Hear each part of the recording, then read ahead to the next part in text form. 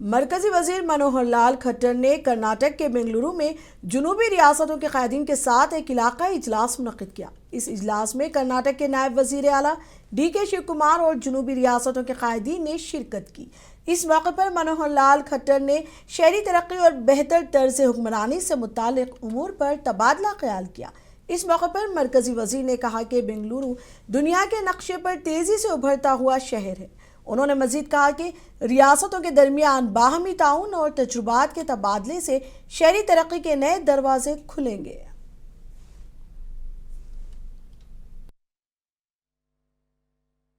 मित्रों, जैसा हम जानते हैं कि अर्बनाइजेशन एक बहुत आजकल मेजर इशू हो गया है, क्योंकि दिन ब दिन हमारी शहरी आबादी बढ़ती जा रही है और इसके संबंध में हम लोग डिपार्टमेंट के नाते से सेंट्रल लेवल पर बहुत सी मीटिंग्स करते हैं, बहुत लोगों को बुलाते हैं, मिनिस्टर्स को, अधिकारियों को, लेकिन विचार ये किया है कि देश भर में रीजनल मीटिंग्स को हम शुरू करेंगे ताकि 6 या 7 जगह पर डिफरेंट जो स्टेट्स हैं उनके क्लस्टर्स को बुला करके उन साथ एक एक स्टेट की बहुत बारीकी से सब विषय विचार करते हैं, जिसमें शहरों का बढ़ता हुआ स्वरूप है, उनकी प्लानिंग है, वहाँ की मोबिलिटी है, वहाँ की सर्विसेज हैं, चाहे वो पानी की समस्याएं यानी सर्विस है अथवा ड्रेनेज की यानी समस्याएं हैं, स्वच्छता के नाते से इश्यूज हैं, मेट्रो के इश्यूज हैं।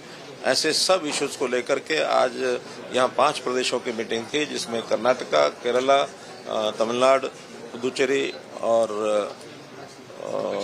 लक्षद्वीप। तो इस प्रकार से इन सब प्रदेशों के साथ आज हमारी बैठ के बातचीत हुई है। बहुत से इश्यूज हमारी ओर से भी इनको बताए गए हैं, कुछ इनके इश्यूज थे उनको हमने समझा है, कुछ डिमांड, सजेशंस, सब तरह के इश्यूज आए हैं और बहुत अच्छी एक सफल ये मीटिंग हुई है। इस नाते से आज हम लोग जो है यहाँ हैं। आगे आने वाले समय में और हम लोग दिल्ली में एक अर्बन कॉन्क्लेव करने वाले हैं। देश भर के सभी मिनिस्टर्स को, सेक्रेटरीज को और कुछ महत्वपूर्ण कॉर्पोरेशंस हैं उनके जो मेयर्स हैं उनको भी बुलाएंगे। और चाहे प्रदेशों में हमारी सरकारें वो विभिन्न पार्टियों की रहती होंगी, लेकिन डेमोक्रेटिक सिस्टम में आंध्र प्रदेश के वजीर आला चंद्रबाबू नायडू ने ओहदेदारों के साथ एक इजलास मुनक्किद किया। इस मौके पर उन्होंने तूफान की वजह से फसलों को होने वाले नुकसानात का जायजा लिया और वजीर आला ने ओहदेदारों को तूफान से होने वाले नुकसानात पर एक जामा रिपोर्ट तैयार करने का भी हुक्म दिया।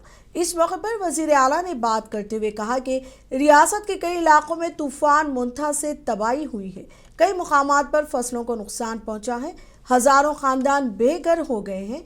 उन्होंने कहा कि हुकूमत तूफान से मुतासिरा खानदानों और किसानों की मदद करेगी, किसी को फिक्र करने की जरूरत नहीं है। उन्होंने कहा कि हुकूमत ने पहले ही रियासत भर में तूफान से फसलों को होने वाले नुकसान का इब्तदाई तखमीना लगा लिया है।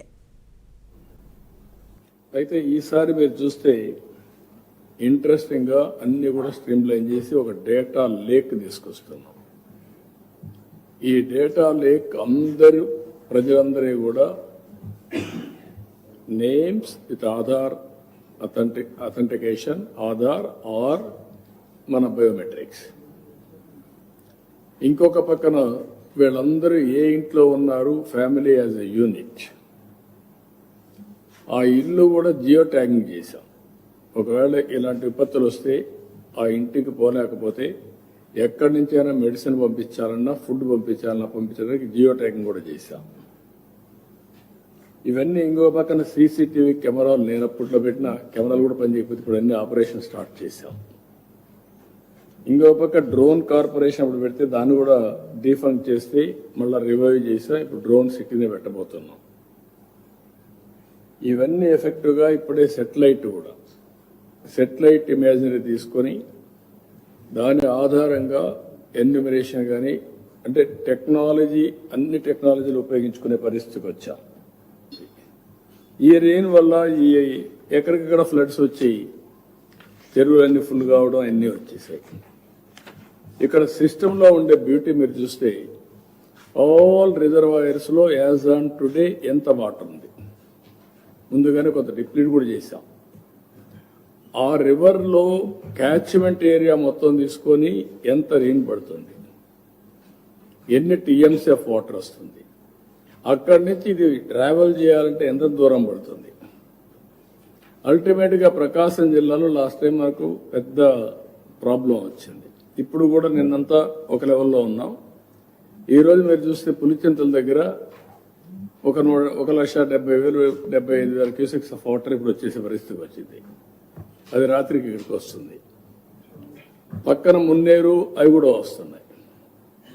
అంటే ఈ రోజు ఇప్పటికి ఫస్ట్ వార్నింగ్ ఇచ్చారు, రాత్రికి సెకండ్ వార్నింగ్ వస్తాం.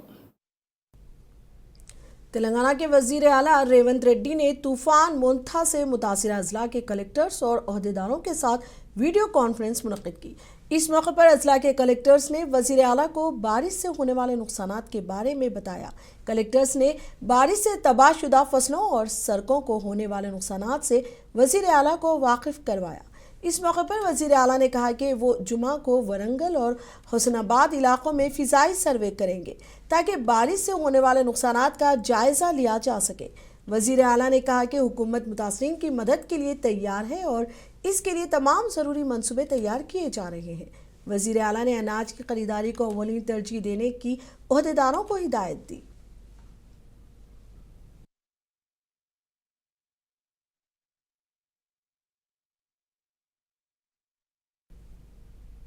आंध्र प्रदेश में तूफान मोंथा की वजह से मौसलाधार बारिश हो रही है।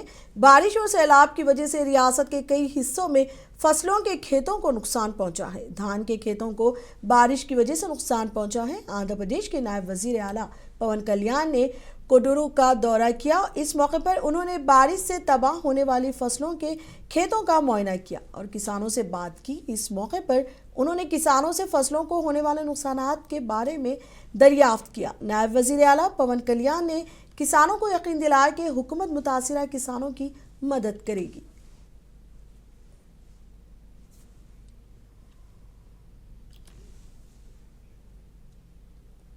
आंध्र प्रदेश अनामत जिले रायचोटी में रियासती वजीर एम राम प्रसाद रेड्डी की मौजूदगी में वाईएसआर कांग्रेस पार्टी से ताल्लुक़ रखने वाले सरपंच रघुनाथ रेड्डी और मधुसूदन रेड्डी की क़यादत में कई अफराद ने वाईसीपी से इस्तीफ़ा देते हुए तेलुगु देशम में शमूलियत इख्तियार कर ली। इस मौके पर रियासती वजीर ने इनका पार्टी में इस्तकबाल किया। उन्होंने कहा कि मखलूत हुकूमत अवाम से किए गए वादों को पूरा कर रही है।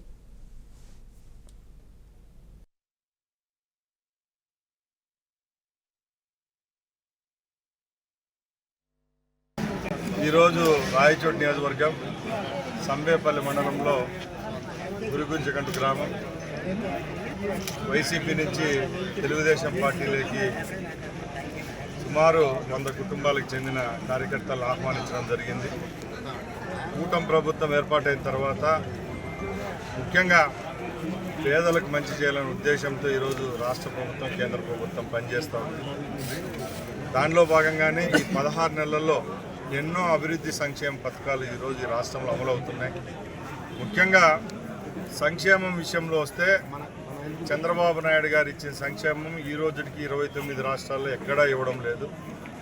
మన రాష్ట్రంలో వస్తున్న పెన్షన్ ఏ రాష్ట్రంలో 4,000 రూపాయలు అందే పరిస్థితి లేదు. ఈరోజు రాష్ట్రంలో ఉచితంగా ఇసుక ఇస్తూ ఉన్నాం.